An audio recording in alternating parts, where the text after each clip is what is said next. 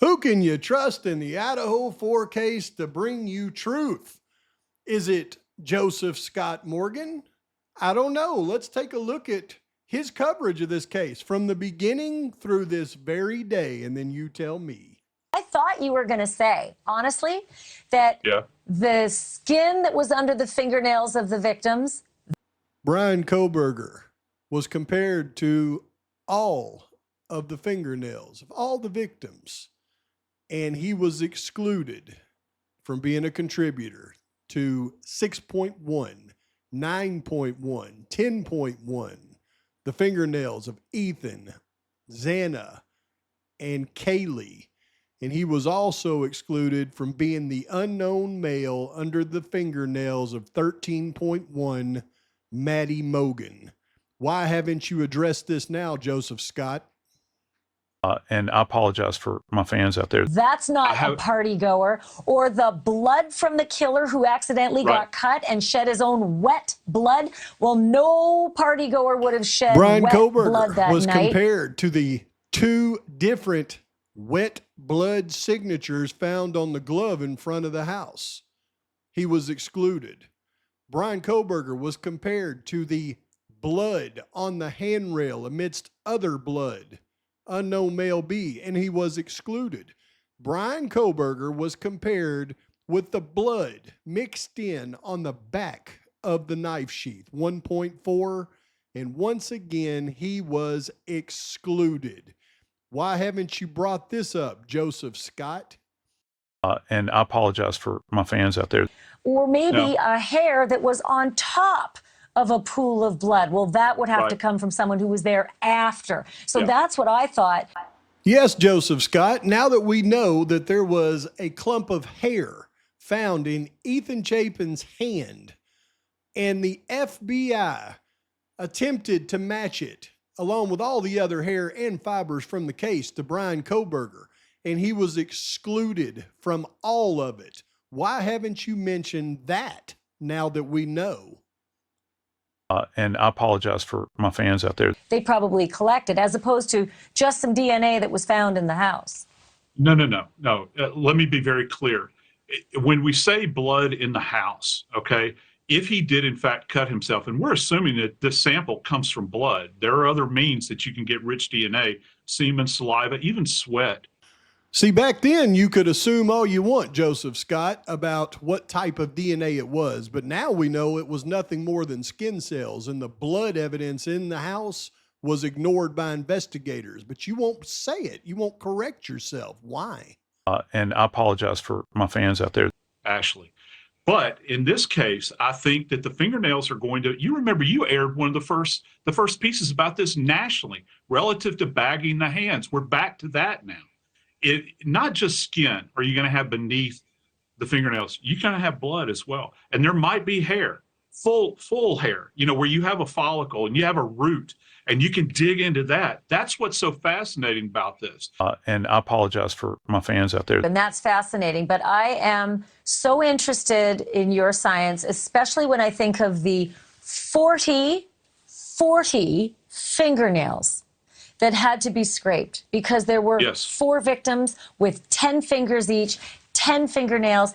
And what also is fascinating is which one of those victims might have had some fingernail scrapings, because that's going to be something that the defendant is going to want to know and may not know for a long time, because of course he could fashion a defense as to why his fingernail scrapings might be under a girl, but how could he fashion a defense as to why they'd be under 3 or 4 people? Joe, I have to leave it there, but I'm going to have you back because this. Are you kidding me? Because of people like you and Joseph Scott Morgan, the fingernails didn't even match him, and he couldn't craft a defense against it because y'all brainwashed everybody. And I apologize for my fans out there. That we have the knife at this point, because the knife actually could leave behind more evidence. One of the things that we do at autopsy, at examination, is we do full body x-rays. Okay, just let that sink in just for a second. We do full body x-rays. So this knife, allegedly, has been used repeatedly, 4 times. Okay, let's just think about that. The structural integrity of this thing begins to wear down. It'll chip. Sometimes points break out. break off. I've seen this any number of times at autopsy. If that is the case, they may very well have recovered a metal fragment from the blade of that knife within the body. And if that is the case as well, you can do metallurgical analysis on that. And the reason that's important is you can tie it back to a specific manufacturer. Strange. I seem to have missed the. Well, I see that the bodies have been X-rayed, but I seem to have missed any findings of metallurgical metal that can be tied back to a unaliving weapon, Joseph Scott. So I guess you would say that this autopsy is not quite as thorough as the many that you've seen in the past, right? So why was this one so inept compared to all of your other findings? Is that what you're saying now that we actually see the autopsies? In her autopsies, which, by the way, are incredibly thorough, because I read a lot of autopsy reports. I read a lot of crap that's out there. And you take a look at what Dr. Singh saw with her very eyes. She felt as though that knife and that knife alone generated these insults to all four of them, that it married up with the dimensions that a K-bar has. Now, there's a lot of speculation out there. There are many people, out in the ether that talk about there's more than one weapon that was involved. There's nothing to indicate that is accurate. Well, maybe we wouldn't think that, Joseph Scott, if experts like you hadn't told us to expect this. If that is the case, they may very well have recovered a metal fragment from the blade of that knife within the body. And if that is the case as well, you can do metallurgical analysis on that. And the reason that's important is you can tie it back to a specific manufacturer. And I apologize for my fans out there that have to stare at this right now. But, she kind of hedged her bets at one point in time where she had stated it could have been another tool. She also entered into this idea that one particular injury may have some of the characteristics of a serrated edge, which the K-bar does not. But back to the K-bar knife. Well, you scammed over that real fast there, Joseph. Wow, look at Joseph start lying. Why does Joseph want to lie about autopsy results? He's an expert. She hedged her bets. One wound indicated a serrated edge. Well, which one of those one wounds were that, Joseph? Let's count them. Were those two wounds one of the, or was that one wound one of these 21 wounds that the pathologist described as having irregular edges consistent with a serrated edge blade? Or maybe it was one of the 3 wounds that she described as having fine striations consistent with a serrated edge blade. Or maybe it was one of the 2 wounds that she described as having scalloped wound edges, very consistent with a serrated edge blade. Where is that one wound that you're referring to there, Joseph Scott? Can you be a little bit more specific, or are you just going to keep BSing us until we fall on the floor? And I apologize for my fans out there that have to stare at this right now. But now let's watch Joseph Scott just straight up lie about the toxicology reports of the victims.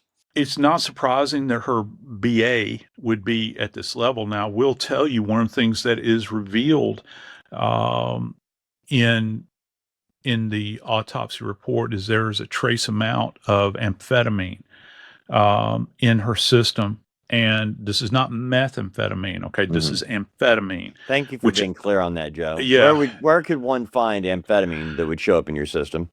Oh, it's actually with Adderall. That's what I think. I think that, and, either she's been prescribed Adderall or it's being taken as a recreational drug. When you see Ethan's tox, also, which I'm going to talk about next, Ethan's got amphetamine on board as well. Okay. So, in their trace amounts. So, I don't know if both of them can you had specify scripts for. What does trace mean? When you say trace amounts, what does that actually mean? It's on the lower end, that if they had taken it, according to the findings, you're thinking, well, this is already begun or they're on the backside of this thing running through as far as being metabolized out of their system. Okay, because hers was like 12 nanograms per milliliter, which is a very small amount. when you compare it to other amounts that I've seen in the past. Right. So I don't know if they're cycling out of it, or what the case might be, or why they would have this in the first place. But those substances were alcohol and amphetamine were found in both of their systems. And I apologize for my fans out there that have to stare at this right now, but it's also being used as a bludgeon. You can hold this thing like this and punch down on somebody. You would think it would leave a mark an hour later, Joseph Scott. I'm done with you. And I apologize for my fans out there that have to stare at this right now, but